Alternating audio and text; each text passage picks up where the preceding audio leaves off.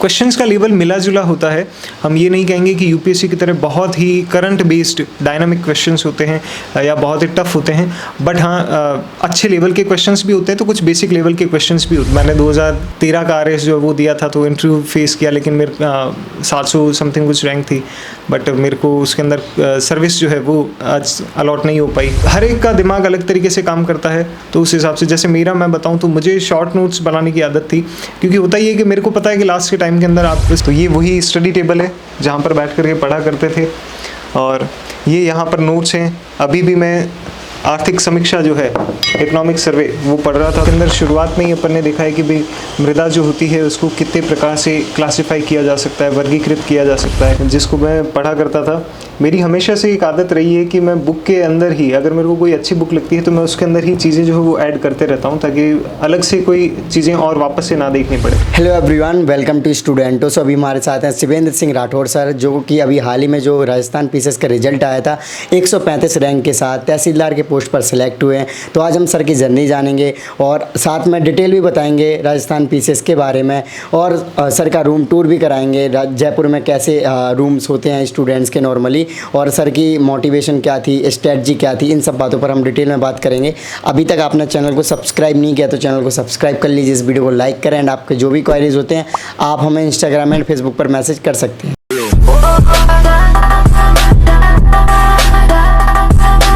Hello friends, मैं आपको मेरे रूम का टूर करवाता हूँ कि जहाँ पर बैठ करके पढ़ाई किया करते थे। तो ये वही स्टडी टेबल है जहाँ पर बैठ करके पढ़ा करते थे, और ये यहाँ पर नोट्स हैं। अभी भी मैं आर्थिक समीक्षा जो है इकोनॉमिक सर्वे वो पढ़ रहा था थोड़ा सा, और ये बहुत इंपॉर्टेंट होता है एक सिविल सर्वेंट के सर्विस एस्पायरेंट के लिए। ये कुछ नोट्स हैं जो मैं पढ़ा करता था, और अभी भी इसके पॉलिटी जो है वो अभी भी मैं वापस से पढ़ रहा हूँ थोड़ी बहुत। ये मेरी डायरी है जहाँ पर मैं शॉर्ट नोट्स बनाया करता था। ये जब एग्ज़ाम टाइम नज़दीक आ जाता है तो उस वक्त इनको रिवाइज़ करना बहुत ईजी रहता है। और इस तरफ ये मैप, जो कि एक तरीके से हर स्टूडेंट के लिए सबसे कंपलसरी चीज़ हो जाती है कि भारत के अंदर कोई भी लोकेशन आपको देखनी हो तो वो आप यहाँ पर आराम से लोकेट कर सकते हैं, देख सकते हैं। ये इस तरफ मेरी स्टडी बुक्स की शेल्फ है, यहाँ पर नोट्स पड़े हुए हैं। इन नोट्स को मैंने अलग अलग हिसाब से सेट कर रखा है कि जैसे राजस्थान प्रशासनिक सेवा के अंदर 4 पेपर हुआ करते हैं अलग अलग, तो उस हिसाब से ये फर्स्ट जो पेपर होता है उसके लिए नोट्स हैं अलग अलग सब्जेक्ट्स के, history, Rajasthan history, art and culture, उन सब के लिए, इकोनॉमी, उन सब के लिए। और उसके बाद में ये सेकेंड पेपर के लिए ये नोट्स हैं जहाँ पर अलग अलग सब्जेक्ट्स के हिसाब से मैंने नोट्स बना करके रखे हुए हैं। फिर आगे थर्ड पेपर की, और उसके बाद में कुछ बुक्स हैं जो हमारे को पढ़ाई के दौरान काफ़ी मदद करती हैं, चीज़ों के लिए गहरी समझ विकसित करने का काम करती हैं। तो इस तरीके से एक सिविल सर्विस एस्पायरेंट का रूम जो है वो वैसे थोड़ा तितर बितर ही रहता है। ये यहाँ पर देखेंगे तो कुछ एक्स्ट्रा नोट्स जो हैं वो यूँ ही पढ़े हुए हैं, बस पढ़ते रहते हैं, करते रहते हैं। कुछ आपके करंट की कुछ मैगजीन्स होती हैं वो स्टडी करते रहते हैं, और जब थकते हैं यहीं पे सो जाते हैं, फिर से वापस उठे और पढ़ना शुरू कर देते हैं। ये जैसे टॉपिक है भारत में मृदा के प्रकार, types of soils in India. तो इसके अंदर शुरुआत में ही अपन ने देखा है कि भाई मृदा जो होती है उसको कितने प्रकार से क्लासिफाई किया जा सकता है, वर्गीकृत किया जा सकता है। फिर इसको भारत का मैप बना करके इसके अंदर अलग अलग जगह पर जितने प्रकार की, जैसे हमें पता है कि भारत के अंदर 8 प्रकार की मृदा जो है वो पाई जाती है मोटा मोटी, तो उसको मैप के अंदर शो किया हुआ है। यहाँ पर आप देखेंगे तो उसके बाद में अलग अलग मृदाएं जो हैं उनको अच्छे से एक्सप्लेन किया हुआ है कि किस तरीके से एलुवियल सॉइल यानी कि जलोढ़ मृदा जो है वो काम करती है, कहाँ होती है, क्या उसके अंदर चीज़ें पोषक तत्व पाए जाते हैं। उसके बाद में ब्लैक सॉइल हो गया, उसके बारे में भी पूरी डिटेल के अंदर बात की है। ये मेरी साइंस एंड टेक्नोलॉजी की बुक है जिसको मैं पढ़ा करता था। मेरी हमेशा से एक आदत रही है कि मैं बुक के अंदर ही, अगर मेरे को कोई अच्छी बुक लगती है तो मैं उसके अंदर ही चीज़ें जो है वो ऐड करते रहता हूँ, ताकि अलग से कोई चीज़ें और वापस से ना देखनी पड़े। तो इंटरनेट से जैसे कोई चीज़ मिली तो मैंने उसको यहाँ पर अच्छी सी लैंग्वेज के अंदर अपना लिख लिया। जो मेरे को इंपॉर्टेंट चीज़ें लगती थी मैं उन्हें अंडरलाइन कर लिया करता था, ताकि वापस से मेरे को पूरी की पूरी बुक पढ़ने की या पूरा पैराग्राफ पढ़ने की ज़रूरत ना पड़े, और सिर्फ मेरे को वही लाइन पढ़ करके काम चल जाए। अलग अलग पेन्स के यूज़ कर लिया करते थे हाईलाइट करने के लिए। ग्रीन कलर हो गया उससे यूज़ कर लेते, रेड कलर हो गया उससे यूज़ कर लेते थे। तो इस तरीके से नई नई चीज़ें जो भी मुझे लगती थी मैं इनकी इसी बुक के अंदर ही ऐड करते रहता था।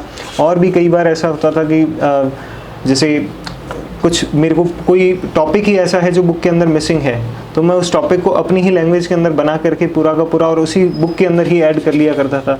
तो इससे क्या होता है कि आपको वापस से किसी सेकंड सोर्स के ऊपर जाने की ज़रूरत नहीं पड़ती है। और इसी तरीके से मैंने और भी बहुत सारे टॉपिक हैं जो ऐड कर रखे हैं इसी बुक के अंदर, मेरे ही चिपका करके रखे हुए हैं, ताकि अंतिम समय के अंदर हमारे को सोर्सेज के लिए इधर उधर भागना नहीं पड़े और एक ही बुक के अंदर हमें सारी चीज़ें जो है वो मिल जाएँ। सर सबसे पहले आप अपना नाम और आपका एजुकेशन बैकग्राउंड बताएं। नमस्कार दोस्तों, मेरा नाम शिवेंद्र सिंह राठौड़ है। मैंने इंजीनियरिंग की है, बीटेक मैकेनिकल इंजीनियरिंग के अंदर किया है जयपुर से ही, Jaipur engineering college and research centre JECRC से। और उसके बाद में मैं सिविल सर्विसेज की तैयारी कर रहा हूँ। ओके, तो सर आपके फैमिली बैकग्राउंड की बात करें तो मेरे मदर फादर गवर्नमेंट टीचर हैं, सामान्य से अध्यापक हैं और मैं बीकानेर ज़िले के एक छोटे से कस्बे नोखा से बिलोंग करता हूँ। ओके, सो सर जैसे कि आप RAS हो गया या फिर UPSC हो गया, काफ़ी बड़े एग्ज़ाम्स हो जाते हैं, इनके लिए कहीं ना कहीं मोटिवेशन की ज़रूरत होती है, तो आपको कहाँ से मोटिवेशन मिला? जी, मोटिवेशन आप कह सकते हैं कि आसपास के लोगों से और अच्छी जो भी चीज़ें समाज के अंदर हो रही हैं उन्हीं से मिला था। इंजीनियरिंग करने के दौरान मुझे जैसे कॉलेज अच्छा था, प्लेसमेंट्स वहाँ से अच्छे थे, बट हमेशा से मुझे ये था कि जॉब करनी ही है तो जॉब, मेरे हिसाब से जॉब जो है वो 2 तरीके की होती हैं, या तो आप सिविल सर्विसेज या फिर आर्मी। ये 2 ऐसी जॉब्स हैं जिनके अंदर आप देश के लिए कुछ कर सकते हो, समाज के लिए कुछ कर सकते हो, अपने लिए कुछ कर सकते हो कि हर कदम पर आप जो है अपने आप को एक कदम बेहतर प्रूव करने की कोशिश करते हो, रिस्क होता है, सब चीज़ें होती है। तो मेरा हमेशा से इंटरेस्ट उसी डायरेक्शन में था। जी सर। ओके, सो सर अभी तक मैंने RAS या फिर राजस्थान पीसेस की वीडियो नहीं डाली है, तो थोड़ा सा सर राजस्थान पीसेस के बारे में बताइए। राजस्थान प्रशासनिक सेवा जो है वो राजस्थान की सबसे प्रेस्टिजियस सर्विसेज है, राजस्थान गवर्नमेंट द्वारा जो ऑफ़र की जाती हैं, अपॉइंट की जाती हैं उसके अंदर। ये RPSC द्वारा आयोजित करवाई जाती है, हालांकि 1-2 साल में हो जाना चाहिए पर कई बार ये थोड़ी लंबी चल जाती है। इसमें प्री मेंस इंटरव्यू 3 चरण होते हैं और इसके अंदर ऑप्शनल सब्जेक्ट्स नहीं आया करते हैं। इसमें पूरा का पूरा जो सिलेबस है वो GK GS पर बेस्ड होता है, जिसके अंदर GK GS का मतलब जनरल स्टडीज़, अभी पॉलिटी, इकोनॉमी, ज्योग्राफी और हिस्ट्री, राजस्थान का आर्ट एंड कल्चर, राजस्थान की हिस्ट्री हो गया, साइंस हो गया, साइंस एंड टेक्नोलॉजी हो गया, एनवायरनमेंट हो गया और करंट रिलेटेड इश्यूज़ हो गए, ये सब चीज़ें इनके अंदर शामिल की जाती हैं। ओके, सो क्वेश्चंस का लेवल क्या होता है सर? क्वेश्चंस का लेवल मिला जुला होता है। हम ये नहीं कहेंगे कि UPSC की तरह बहुत ही करंट बेस्ड डायनामिक क्वेश्चंस होते हैं या बहुत ही टफ होते हैं, बट हाँ अच्छे लेवल के क्वेश्चंस भी होते हैं, तो कुछ बेसिक लेवल के क्वेश्चंस भी होते हैं। क्योंकि मुझे ऐसा लगता है कि राजस्थान प्रशासनिक सेवा का उद्देश्य जो है वो ये है कि ग्रामीण पृष्ठभूमि के भी कोई बच्चे हैं तो उनको भी एक इक्वलेंट जो लेवल प्लेइंग फील्ड है, समकारी स्तर जो है वो प्रदान किया जाए, उन्हें भी कोई दिक्कत नहीं आए। तो लेवल मिला जुला सा होता है, जिसके अंदर कुछ सामान्य प्रश्न होते हैं और कुछ प्रश्न ऐसे होते हैं जो वास्तव में एक अधिकारी से या अधिकारी के दृष्टिकोण से महत्वपूर्ण हो, उनको परखा जा सके वैसे। ओके, तो सर अगर RAS को कंपेयर करें अदर स्टेट के जो PCS होते हैं तो कितना सिंपल है या फिर उनसे डिफ़िकल्ट है? मुझे डिफ़िकल्टी लेवल का तो पता नहीं, डिफ़िकल्टी लेवल तो वैरी करता है पेपर टू पेपर किसी साल, बट जैसे बात किया जाए तो मेरे हिसाब से राजस्थान प्रशासनिक सेवा भारत की सबसे कठिन परीक्षाओं में से एक है। और कठिन इसलिए क्योंकि 2 कारण हैं इसके पीछे। एक तो ये कि राजस्थान प्रशासनिक सेवा RAS का जो सिलेबस है वो पूरे भारत के अंदर सबसे बड़ा सिलेबस है। आप ये देखेंगे जितनी भी PCS हैं उनके अंदर सबसे बड़ा सिलेबस है, 16 से 17 सब्जेक्ट जो हैं वो आपको पढ़ने पड़ते हैं। पहली बात तो ये। और दूसरी चीज़ ये है कि राजस्थान, क्योंकि यहाँ पर इतनी ज़्यादा इकोनॉमिक अपॉर्चुनिटीज़ नहीं है, इतना ज़्यादा इकोनॉमिक डेवलपमेंट नहीं है, तो बच्चे यहाँ पर पढ़ाई के प्रति बहुत ज़्यादा फोकस्ड रहते हैं। वो एक ही रास्ता उनको मिलता है जहाँ से वो अपने परिवार के लिए, खुद के लिए कुछ कर सके। तो कंपटीशन बहुत ज़्यादा टफ रहता है। इसीलिए आप देखेंगे राजस्थान से भारतीय प्रशासनिक सेवा के अंदर IAS UPSC के अंदर भी बहुत बच्चे जो है सेलेक्ट होते हैं, इवन टॉप करते हैं हर दूसरे, तीसरे, चौथे साल। तो ओके, तो सर अगर हम बात करें इस साल कितने स्टूडेंट्स ने एग्ज़ाम दिया था, मतलब 2018 में हुआ था एग्ज़ाम, तो कितने स्टूडेंट्स? जी, प्री के स्तर पर लगभग 3.5 लाख के आसपास बच्चों ने एग्ज़ाम दिया था। देन उसके बाद में मेंस के अंदर लगभग 15,000 और उसके बाद कुछ और बच्चे क्लियर किए गए थे, तो 20,000 के आसपास मेंस में थे। और फिर इंटरव्यू के दौरान 2,000 बच्चों को कॉल किया गया था। ओके, तो सर अगर हम बात करें अब आपने कैसे प्रिपरेशन को स्टार्ट किया, जर्नी कैसी रही, या फिर आपने और भी कोई एग्ज़ाम वगैरह दिए, उनके बारे में बताइए। जी, मैंने इंजीनियरिंग टाइम के अंदर ही, जैसे मैंने कहा कि मेरे को जॉब हमेशा 2 ही लगती थी, या तो आर्मी आर्म फोर्सेस के लिए आप जाएं और या फिर सिविल सर्विसेज। तो मैंने मुझे शुरुआत में सिविल सर्विसेज के बारे में इतना आइडिया नहीं था, तो मैंने आर्म फोर्सेस के लिए CDS का जो एग्ज़ाम होता है वो मैंने दिया था और वो मैंने 5 बार कंटिन्यूसली वो मैंने क्रैक किया। बट कहीं ना कहीं उस टाइम मेरे को थोड़ा सा सिविल सर्विसेज की तरफ रुझान हो गया कि समाज के साथ रह के, परिवार के साथ में रह करके काम कर लेंगे समाज के लिए, परिवार से दूर क्यों जाना। तो इसलिए मैं वहाँ पर गया नहीं, मैंने ज्वाइनिंग नहीं की और मैंने RS की तैयारी करना शुरू किया। मैंने स्प्रिंग बोर्ड अकेडमी जो है, मुझे कोई इसके बारे में कोई पता नहीं था, तो मैंने स्प्रिंग बोर्ड अकेडमी के अंदर ज्वाइन किया। वहाँ पर दिलीप सर के सानिध्य में रह कर के पूरी दुनिया ही वो एक तरीके से बदल गई। उन्होंने हमारे को बहुत सारी ऐसी चीज़ों से रूबरू करवाया, दिलीप सर, राजवीर सर ने, कि मज़ा आने लगा पढ़ाई के दौरान। और फिर थोड़ा सा अच्छा लगता था कि जहाँ पर हम टेक्निकल एजुकेशन के अंदर इतनी टफ लैंग्वेज के अंदर जो बुक्स होती थी वो पढ़ा करते थे, यहाँ पर कहानियाँ पढ़ने को मिलती थी, राजस्थान का इतना गौरवशाली जो इतिहास है वो पढ़ने को मिलता था। तो वो करते हुए पढ़ाई शुरू करी। जर्नी बहुत अच्छी रही।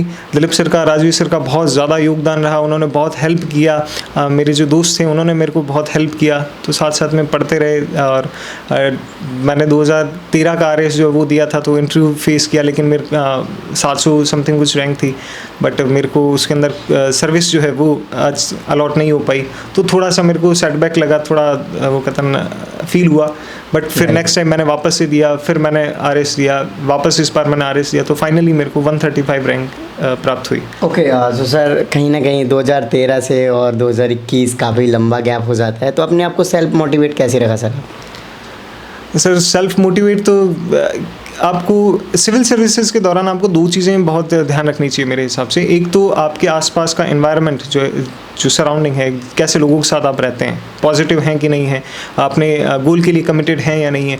और दूसरा ये कि आपको गाइड करने वाले। तो मैं इन दोनों के मामले में बहुत ज़्यादा लकी मानता हूँ खुद को कि मेरे आसपास बहुत अच्छे दोस्त मेरे को ऐसे मिले कि जो डेडिकेटेड थे पढ़ाई के लिए, और साथ ही साथ में मेरे जो मेंटर्स थे या फिर जिनसे मेरे को गाइडेंस मिलता था, दिलीप सर, राजवीर सर, वो हमेशा से मेरे को मोटिवेट करते रहते थे। मेरी फैमिली, मेरे मदर फादर जो हैं वो मेरे को हमेशा से, उन्होंने कभी मेरे को फाइनेंशियली दिक्कत नहीं आने दी, कभी उन्होंने मेरे को कि पढ़ो, उनके पास ऐसा नहीं है कि मैं साउंड हूँ पीछे से फाइनेंशियली, ऐसा नहीं है, बट उन्होंने हमारे को पढ़ाई पर हमेशा जोर दिया। तो उनको देख करके, उनके संघर्ष को देख करके मोटिवेशन मिलता था। मेरे मदर जो हैं उन्होंने शादी के बाद में, आप ये देखेंगे कि उन्होंने यहाँ पर शादी के बाद में आकर के 12th किया, ग्रेजुएशन किया, मास्टर्स किए हैं, और आज वो 4-5 सब्जेक्ट्स के अंदर MA हैं, मास्टर्स हैं, टीचर बने वो। और जनरली हमारे जो जिस बैकग्राउंड से या समाज से मैं आता हूँ, तो उस ज़माने के अंदर वहाँ पर महिलाओं को इतना सपोर्ट नहीं मिलता था, तो वहाँ से बहुत मोटिवेशन मिलता था जी। तो ये सारे के सारे सोर्सेज रहे। दिलीप सर, राजवीर सर बहुत मोटिवेट करते रहते थे। ओके, तो सर अगर हम बात करें जयपुर में स्टूडेंट्स का माहौल कैसा है एजुकेशन को लेकर देखा जाए, इधर पे दिल्ली से कंपेयर करें तो क्या लगता है आपको सर? जी, obviously Delhi is capital of India, तो उससे कोई कंपैरिजन नहीं हो सकता, और वो सर्वश्रेष्ठ है और होनी भी चाहिए, क्योंकि वो भारत को रिप्रेजेंट करती है। बट अगर राजस्थान और जयपुर की बात करें तो जयपुर भी दिल्ली से कम नहीं है। UPSC के मामले में बिल्कुल फिर भी कह सकते हैं छोटा मोटा हो सकता है। बाकी अगर और किसी संदर्भ में बात करें तो बिल्कुल दिल्ली के बाद में आप देखेंगे तो जयपुर ही है। इंजीनियरिंग कॉलेजेस की संख्या की हम बात करें तो दिल्ली, बैंगलोर के बाद में जयपुर का ही नंबर आता है। आप देखेंगे PCS के अंदर हर साल जो है आपके UPSC के अंदर, IAS के अंदर बहुत सेलेक्ट होते हैं राजस्थान से। तो और जयपुर के अंदर स्पेशली मैं बात करूँ तो पढ़ाई के लिए बहुत अच्छा माहौल है, बहुत सारी सुविधाएं हैं यहाँ पर, खूब सारी कोचिंग्स आपको अवेलेबल हो जाती हैं। जिस भी दृष्टिकोण से स्टूडेंट आना चाहे आ सकता है।